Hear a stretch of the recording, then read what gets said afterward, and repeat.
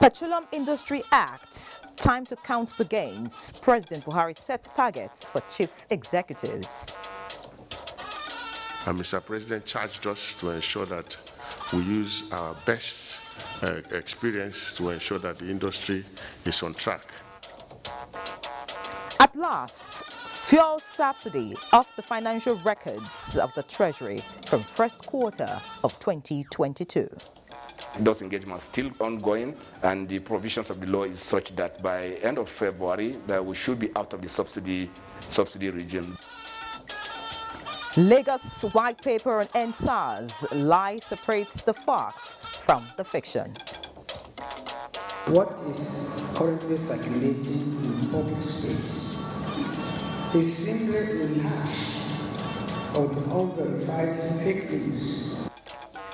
Plus, 2 days of great plans for the continent ends. Aisha Buhari treats African first ladies to the best of Nigeria's culture.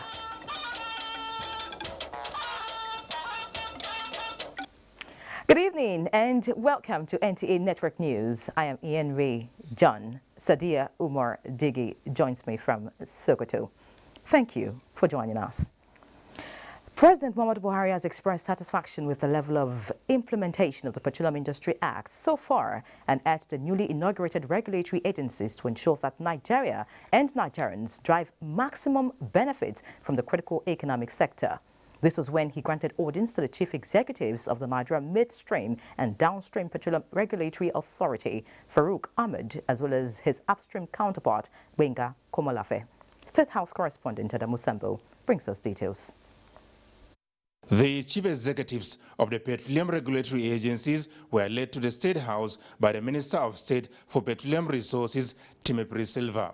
It was their very first meeting with the president and therefore used the opportunity to bring him up to speed on their programs of action aimed at transforming as well as adding value to the oil and gas sector of the Nigerian economy.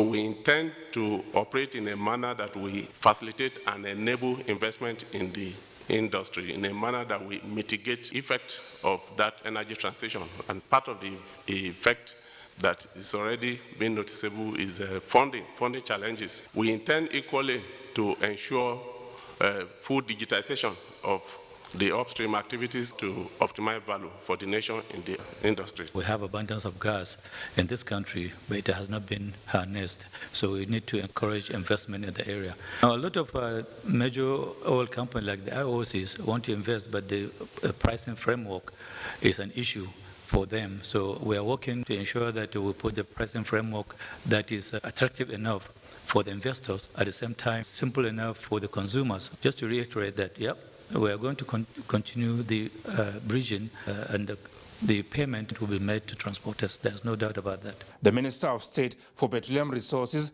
Timothy Silva, told journalists that President Buhari is delighted that a lot is happening in the petroleum sector, justifying the coming into effect of the Petroleum Industry Act.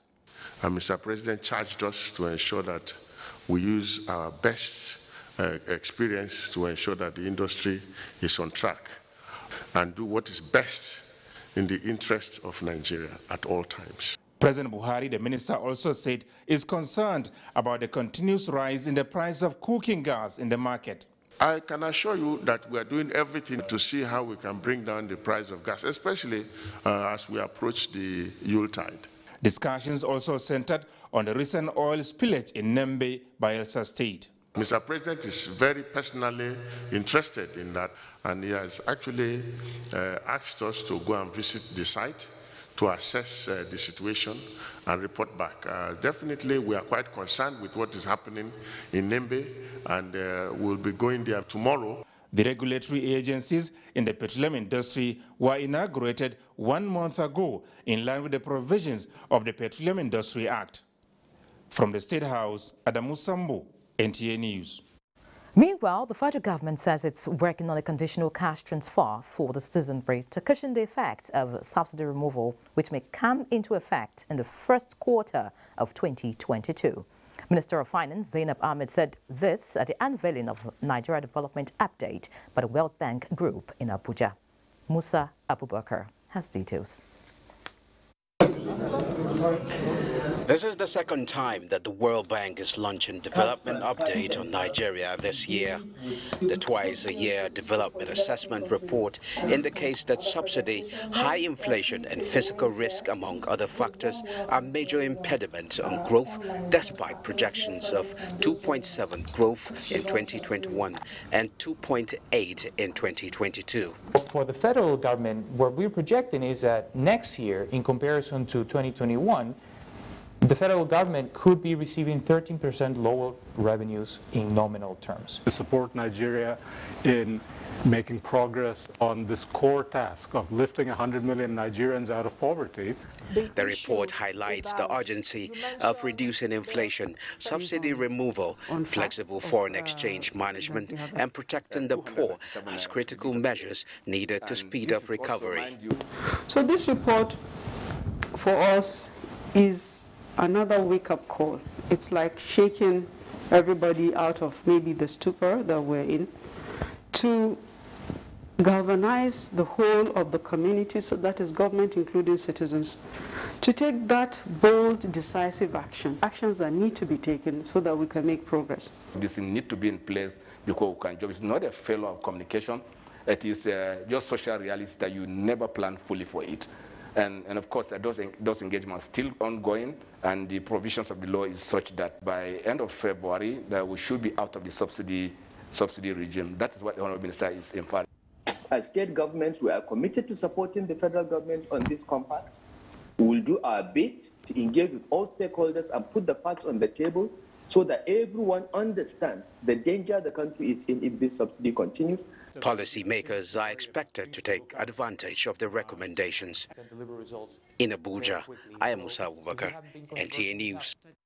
In the meantime, President Muhammadu Buhari has directed the immediate suspension of the inauguration of the newly constituted board of the Nigerian National Petroleum Company Limited, NNPC, earlier scheduled for Wednesday, 24th November 2021.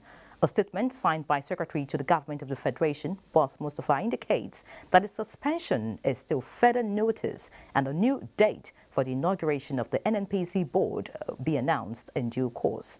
The SGF notes that inconveniences caused to members of the board by this suspension are regretted. Now, taking a look at the monetary policy rates, the Monetary Policy Committee of the Central Bank of Nigeria has again retained monetary policy rates and all parameters. The governor of the Apex Bank, Godwin Emefiele, said members agreed to hold position and allow recovery measures linger for a while. Leah Katungbaba today completes the story. In the build-up to the last Monetary Policy Committee meeting for the year, experts had opined rates would remain unchanged, and true to that, the committee did, after studying the present fundamentals shaping the macro and microeconomy. Governor Emefiele took time to explain happenings in the monetary space, focusing on the funds injected into the economy by the central bank. Members expressed confidence in the ongoing policies of both the monetary and fiscal authorities, which in their view was the hallmark of the current recovery and restoration of macroeconomic stability in Nigeria. They therefore called on both the authorities to look beyond the current position and plan towards attracting sustainable investment flows into Nigeria. So far, 560,000 downloads of the eNaira app have been recorded, with modalities set for the takeoff of the Infrastructure Corporation Infracorp, while the policy on 100 for 100 seeks to support President Muhammadu Buhari's quest to create millions of jobs in one decade. We want to work hard to reduce the size of foreign exchange that people come to ask for to import goods that can be produced within Nigeria. And we are really very determined to achieve this, and we are calling on the support of everybody to achieve this objective. He affirmed the bank's position in securing deposit money banks and advised the public to seek redress on frivolous bank charges, pointing out that the Apex regulator will not tolerate acts contrary to its position. In Abuja, Leah Katungbaba today, NTA News. And still on the economy, the Buhari Media Organization says President Muhammadu Buhari has again shown that he is a compassionate leader with his approval of a fourth multi-billion naira bailout for states in 6 years. A statement by its chairman, Niya Kinshiju, notes that the decision to disburse 656 billion naira to be shared among the 36 states as a budget support facility was totally unexpected. The group says it's pleasantly surprised when Finance Minister Zainab Ahmed first dropped the hint in Lagos about the president's approval of yet another bailout for the states at a time they were to begin repaying 3 previous bailout facilities extended to them. While urging the states to be prudent in the utilization of the fund, the group advised the anti-graft agencies to live up to their responsibility of monitoring the disbursement of funds to each of the 36 states. And the National Assembly Senate has reaffirmed its commitment to pass the 2022 budget on the 14th of December before embarking on Christmas and New Year holidays. The National Assembly correspondent Ignatius Nkwo reports that the Senate has been stepping down some items in order to give adequate attention to the budget process. Plenary commenced with President of the Senate, Ahmad Lawan, reminding senators of the need to keep to the timetable for the consideration of the 2022 appropriation bill. Wednesday, 24th of November 2021 is the deadline for the budget defense reports by subcommittees before Appropriations Committee. Tomorrow, no matter what, we have to conclude with the budget defense by the subcommittees before the Committee on Appropriations.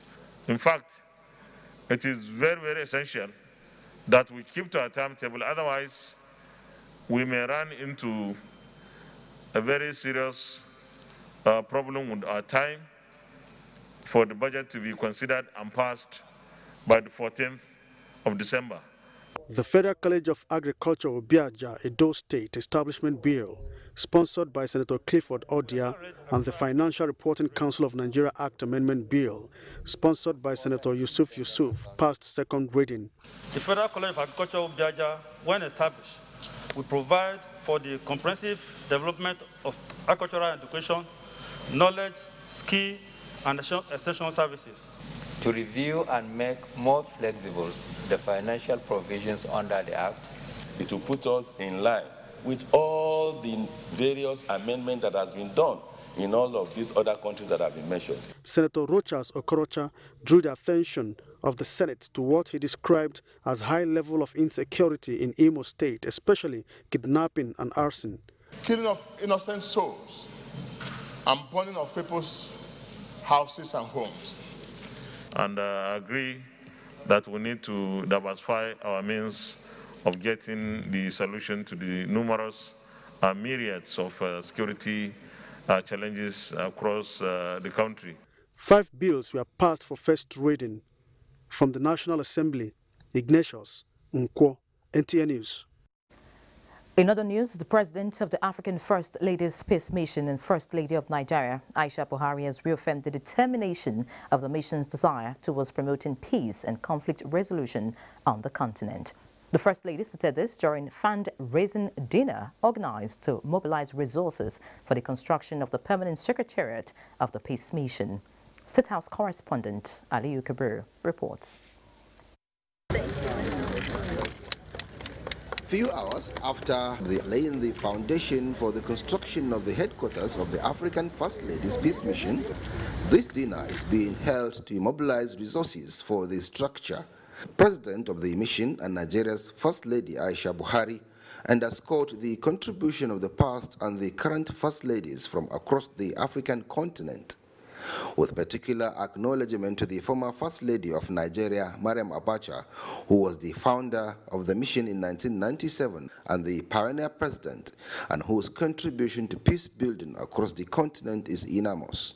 She noted that the organization has been into existence since 1997 without a functional permanent office, hence the need for embarking on this project for the smooth operation of the peace mission. The Peace Mission has been in existence for 26 years now, but lacks a befitting functional structure as its secretariat. As we witness the foundation laying ceremony, it becomes necessary to organize this event. On this note, while we appreciate your presence tonight, we also count on your support in actualizing the vision of having a befitting and permanent secretariat for the peace mission. It is in Nigeria, but I think this is an African thing. And I'm here standing on this platform asking you all to please give generously. The need to bring the enormous influence of the First Ladies of the region to deal with the issues of peace is a unique and welcoming idea. For some time now, African First Ladies have played important roles in the promotion of the culture of peace through the African First Ladies Peace Mission. And certainly you all have a great role to play. And we are quite honored that you are here today to support her. And we are all so proud to be associated with it. And we believe that under her leadership, the peace mission will achieve greater heights. I have the mandate of the members of the Federal Executive Council to notify their commitment to support this noble cause. All supports and donations are to be made to the designated account of the African First Ladies Peace Mission. From the State House, Aliu Kabir, NTA News. Meanwhile, the Minister of Women Affairs, Pauline Talin, has congratulated Hajia Aisha Buhari over her election as the president of the African First Ladies Peace Mission. The minister, in a statement, described the unanimous election of the Nigerian First Lady as an indication of her great leadership skills, which have been recognized by the First Ladies drawn from all over Africa. She urged the First Lady to use the uncommon development to promote peace within the African continent. Time for a quick break. Please stay. Thank you for staying. For a nation to cope with developments of contemporary times, there is the need to draw strength from cultural wealth that will inspire her to move with the change.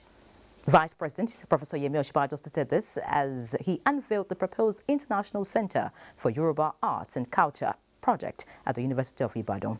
Larry Belay has details. Vice President Yemi Osinbajo, alongside custodians of Yoruba culture, leaders, traditional rulers, and political office holders in the Southwest, has launched and presented to the world the International Center for Yoruba Arts and Culture to teach and showcase the ethos of the Yoruba people. The Vice President captured the vision of the project in a speech, describing it as a place that should be a repository of Yoruba culture, faith, and lifestyle as it reveals their place and role in the timeline from the past to the present. You have initiated a place that will give context and depth to our understanding of our past, our place and role in the present, and hopefully our preparation for the future. A place that will help tell a fuller, deeper, and richer story of a proud, creative, and colorful people. The convener and distinguished persons corroborated the Vice President in their goodwill messages. And where you can have an archive and library. So once we have that, we believe that our traditions, our language, our art and culture, and our history will be permanently preserved. Tentatively, the site will be located inside the University of Ibadan. At least that's the plan for now. The organizer says this will aid learning, teaching, and deep understanding of Yoruba culture. In Ibadan, Larry Belay, NTA News. And away from Ibadan now, as the federal government awaits the Lagos State government white paper on the NSAS Judicial Panel of Inquiry report, Information and Culture Minister Lai Mohammed says it is disheartening that the report as submitted contains errors, discrepancies and claimed facts that are unsubstantiated. Anthony Forson reports. What is currently circulating in public space is simply a rehash of the unverified fake news. Flanked by the Director General, Nigerian Television Authority, Malam Yakubu Ibn Muhammad, and Special Assistant to the President on Media, Office of the Minister of Information and Culture, Shehu Adeyemi, Lai Mohammed dismissed contents of the report, saying the panel's report falls short of its mandate to investigate the Lekki Tollgate allegations, and the same allegations are what is contained in the report, which by all standards wasted taxpayers' money. That report is nothing but the triumph of fake news and intimidation of a silent majority by a vociferous lynch mob. In the face of these, some commentators have hailed the report, but some courageous ones, he said, have described it as disgraceful. All these and many more have raised right questions on that report. We salute their courage and refusal to be cowed by the rapidly lynch mob that has been screaming blue murder since the report was released. Pointing out key issues that clearly expose discrepancies, errors, and omissions. Lai Mohammed said the report omitted the testimony of a ballistic expert who testified before it and gave a professional explanation to what caliber of arms was used, which made it obvious that firearms used were locally fabricated weapons. The panel's report, Lai Mohammed again pointed out, also contradicted itself in the testimony of forensic pathologist Professor John Obafunwa on the number of deaths and those who sustained injuries. Most intriguing, the minister fingered, was the evidence of a man who counted 11 dead bodies in a black military van having been left for dead, emerged in a video to testify. That testimony became crucial to the panel. Another intriguing aspect of the report was that a man who reported seeing the dead body of his brother himself ended up being on the list of the panel's deceased persons. Inconsistencies in the way the police were said to have cleared the Lekki toll gate equally cast some doubt on the report, Lai Mohammed maintained. Now, Lai Mohammed asks, how can the panel convince anyone that names of deceased persons in the report are not fictitious? Since the panel remains indifferent with the case of police personnel brutally murdered or massive destructions of police stations and vehicles during the NSAS protests, it is therefore clear that the panel report in circulation cannot be relied upon. CNN on its part, Lai Mohammed said, was quick to celebrate the report. CNN grouped in its report on the findings of the panel, which fell below the main standards of journalism. Secondly, CNN rushed to the air to celebrate an unsigned and unverified report as is riddled with inconsistencies, errors, discrepancies, and innuendos. That is the double faux pas by this organization that is eager and willing to compromise standards just to claim vindication. Sadly, some Nigerian media followed suit, a show that explicitly points at a deliberate attempt to vilify the government at all costs. In Abuja, Anthony Forson, NTA News.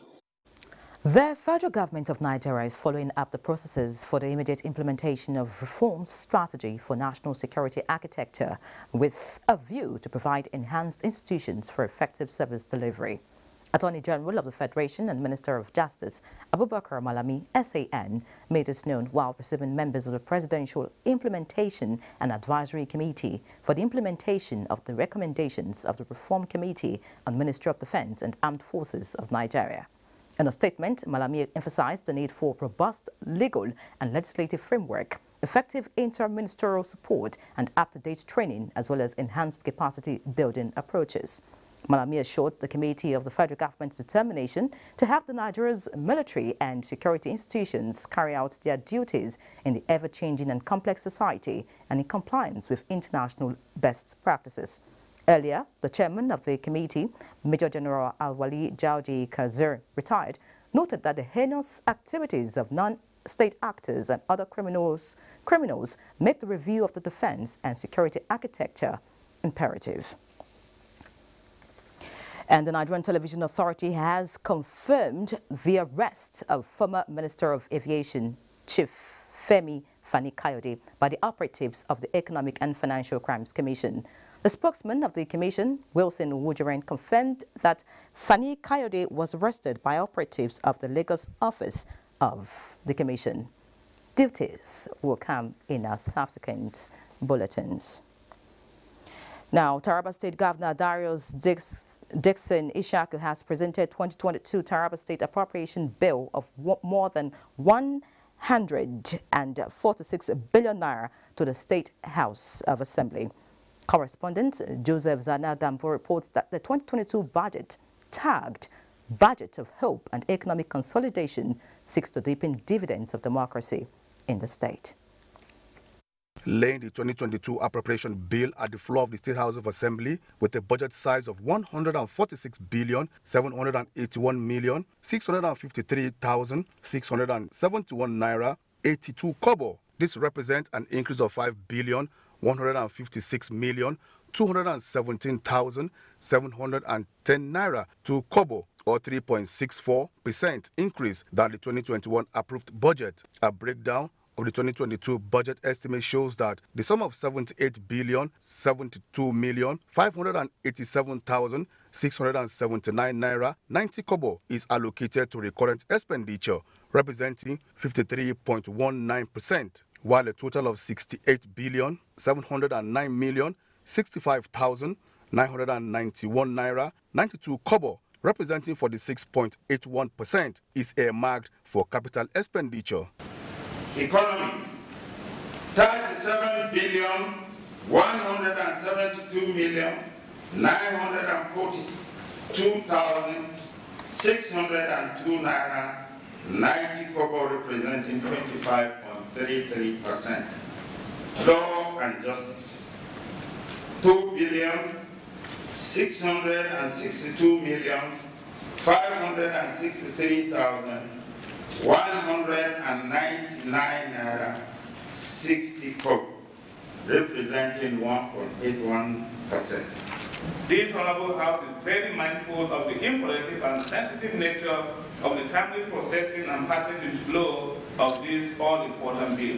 The 2022 budget estimate of Taraba State, when passed into law, is expected to stimulate economic growth and fast-track completion of all ongoing projects in Jalingo.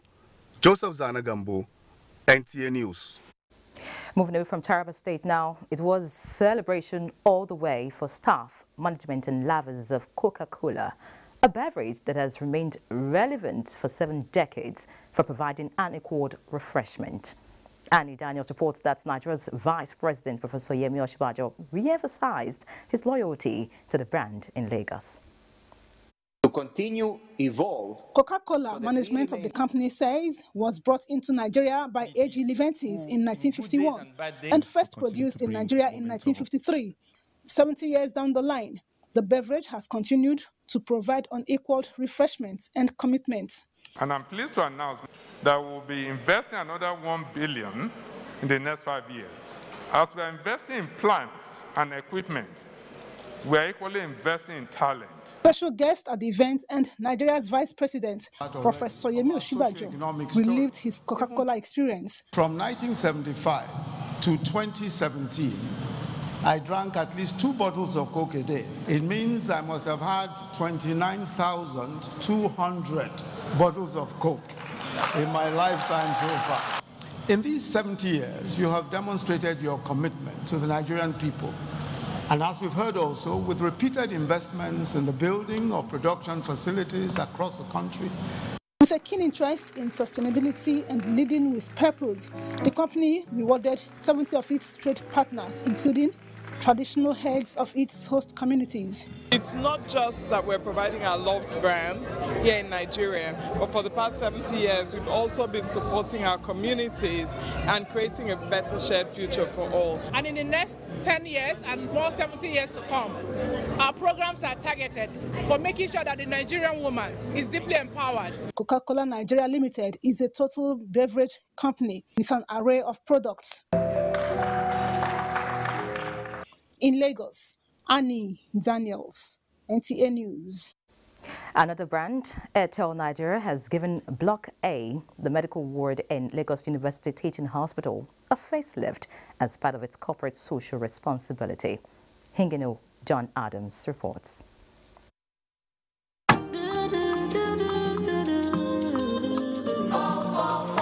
Airtel Nigeria considers the health sector crucial, especially in the midst of the coronavirus pandemic.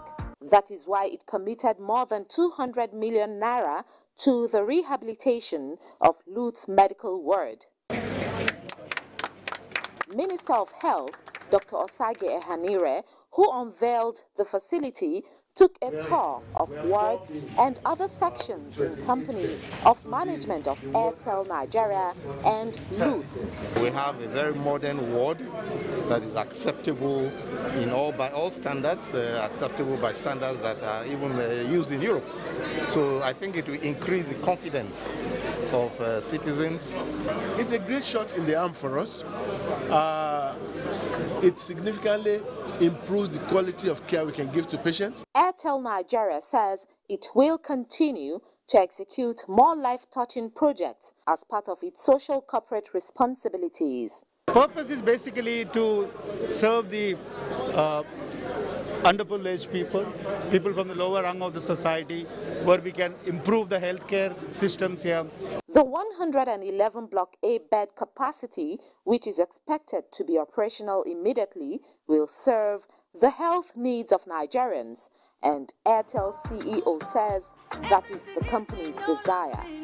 In Lagos, Hingino John Adams, NTA News. Let's take a trip to Sokoto now, where Sadia will lead us. Sadia, it's over to you. Thank you, Enyere.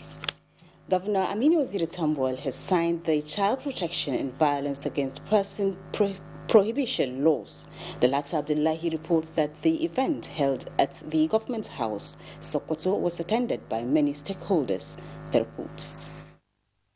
The signing of the legal document by the Sokoto State Governor coincides with the 2021 World Children's Day. The bill was earlier passed by the Sokoto State Legislature.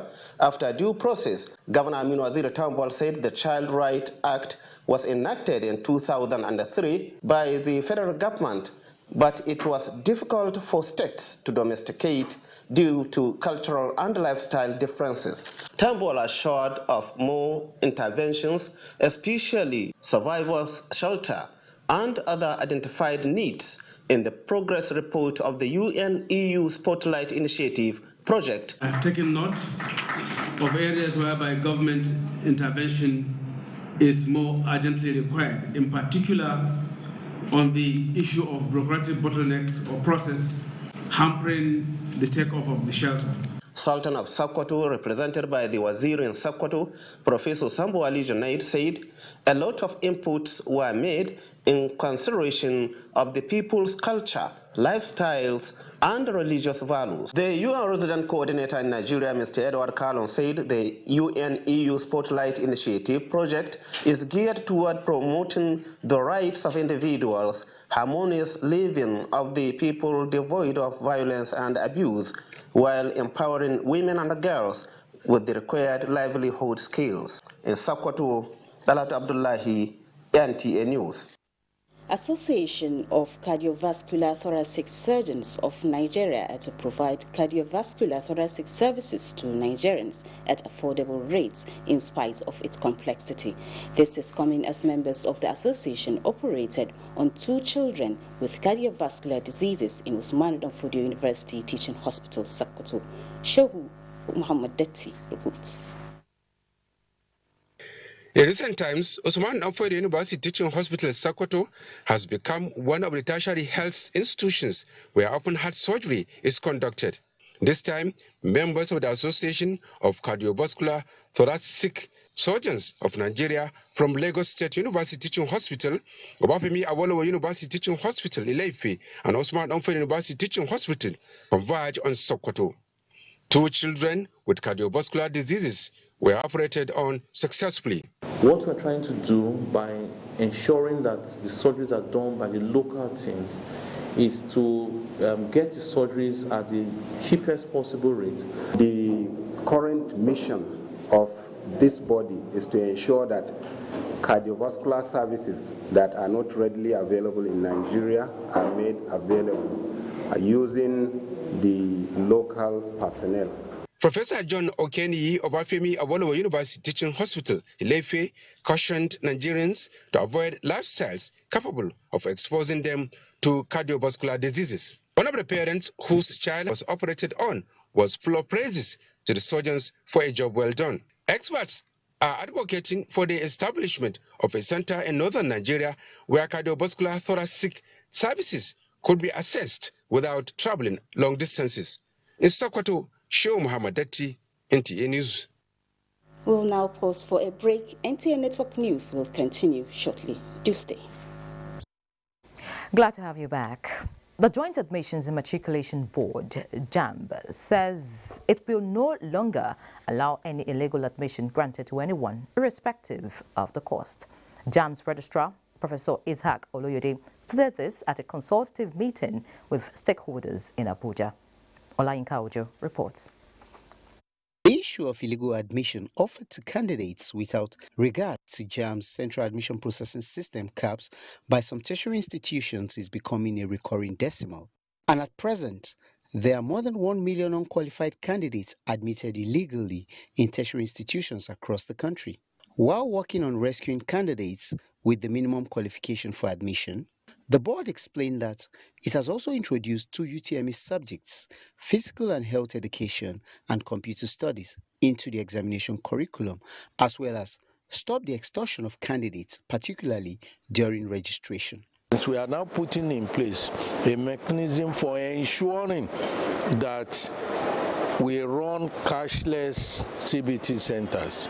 On the issue of what many call regularization, we are going to hold not only the institutions responsible, we are also going to hold the recipient of such undue favor responsible for their acts.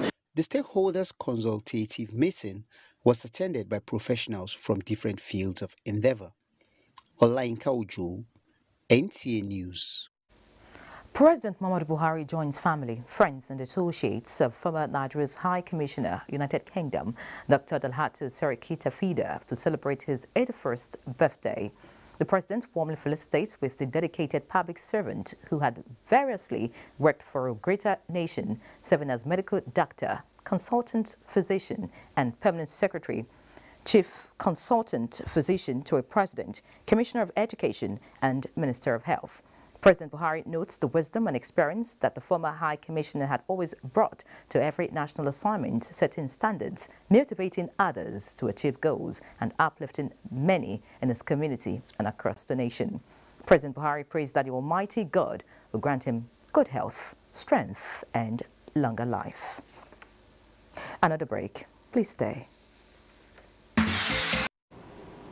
Following the acquisition of the broadcast rights of the 23rd African Cup of Nations by the London-based sports marketing firm Afro Sports, the company has entered into a memorandum of understanding with the NTA to broadcast the entire 52 matches of the event to Nigerians. Here's a report on the partnership. Since its inception, the Nigerian Television Authority has never shied away from providing coverages for various events, be it in politics, the economy, agriculture, sports, and so on. It is an acknowledgement of this that Afro Sports, the broadcast rights owners to the 2021 AFCON Finals, decided to collaborate with NTA in the live transmission of the matches to Nigerians. Together with the Nigerian Television Authority, are proud to be able to bring to fans across the country the 33rd edition of the African Nations Cup, set to take place in Cameroon from the 9th of January to the 6th of February. NTA Director General and veteran sports commentator Yakubu Ibn Mohammed says NTA is not a stranger to such big events like the African Cup of Nations. We are making very serious efforts, to reposition NTA as a force to reckon with in the field of sports in Nigeria. And you'll agree with me that any AFCON finals that does not have Nigeria, is not complete.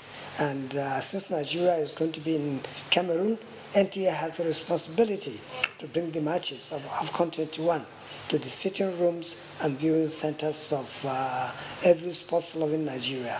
So 1980 AFCON winner and Speaker of the Sports Parliament, Segun Odegbami.